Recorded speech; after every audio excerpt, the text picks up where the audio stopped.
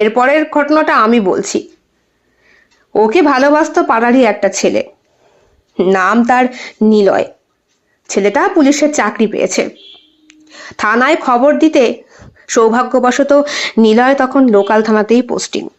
গাড়ি নিয়ে আসে, এসে কিছুক্ষণ বসে ঝুমুরের হাজবেন্ডকে ঠাঁটে দুটো চড় মারে, মেরে বলে, শুয়োর, এই ঘটনাটা 2 বছর আগে ঘটাতে পারতি না? তাহলে কি হতো? তাহলে ওই বিয়ে করতে পারত, কারণ 2 বছর পরে নিলয় বিয়ে করে ফেলেছিল। হো, তারপর? তারপর আর কি? ওকে নিয়ে যাওয়া হলো থানায়। কেস চললো অনেক দিন। উকিল সাহেবের কাছে আমি ডিভোর্স অ্যাপিল করেছিলাম। ও কিছুতেই আমাকে ডিভোর্স দেবে না, কিন্তু সপ্তর্ষির সাহায্যে, আমার সাহায্যে নয়, তোমার জীবনে যা ঘটেছে তার জন্যই তোমাকে জজ সাহেব এই সিদ্ধান্তে অনড় থাকতে বলেছিলেন।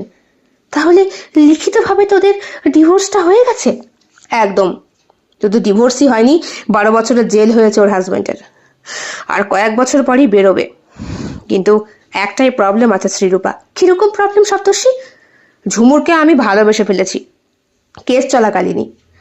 2 দিন আগেও ওর বাড়িতে গিয়ে দেখা করতে চেয়েছিলাম। শুনলাম ও নাকি ডিভোর্সের পরপরই পড়াশোনাটা কমপ্লিট করেছে আর ভালো একটা কোম্পানিতে চাকরি করছে। তাই ভাবলাম ওর সঙ্গে একটু দেখা করি। ওর বাবা মাকে প্রপোজালটা দিয়েছি, কিন্তু ওনারা সম্পূর্ণ মেয়ের হাতেই ডিসিশনটা ছেড়ে দিয়েছেন।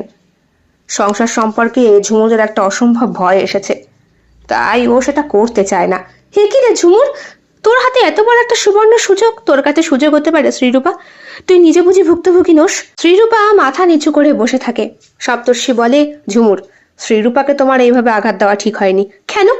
ও আমার ব্যক্তিগত জীবন নিয়ে কেন নাক গলাবে? ও তোমার ব্যক্তিগত জীবন নিয়ে কোনোদিন নাক গলায়নি। তুমি তোমার জীবনের এই অধ্যায় কখনো বলেছো? এটা তো আমি বললাম। হ্যাঁ, সরি শ্রীরূপা, আমি বুঝতে পারিনি। না না, তুই একদম ঠিক বলেছিস। আমিও তো মুখ বুজে সবটা সহ্য করেছি, তোর মতো প্রতিবাদটা করতে পারিনি। তবে হ্যাঁ, আমিও প্রতিবাদ করব, বিশ্বাস কর। ঝুমুর, সবাই খারাপ হয় না রে।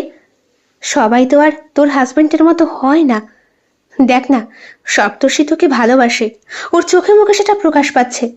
না হলে এত বড় মাপের উকিল হয়েও কেউ এইভাবে ফিরে আসে? ঝুমুর বলল, তুই সত্যি বলছিস? একদম সত্যি বলছে। বন্ধুর কাছ থেকে বুঝি এখন আমার ক্যারেক্টার সার্টিফিকেট তোমায় দিতে হবে? না, কথাটা তা নয়। আসলে খুব ভয় হয়, আর এই ভয়েই তো আর এগোতে পারি না। সপ্তর্ষি ঝুমুরের হাতটা শক্ত করে ধরল, বলল, একটা বার একটু এগিয়ে চলো। দেখো, তোমার জন্য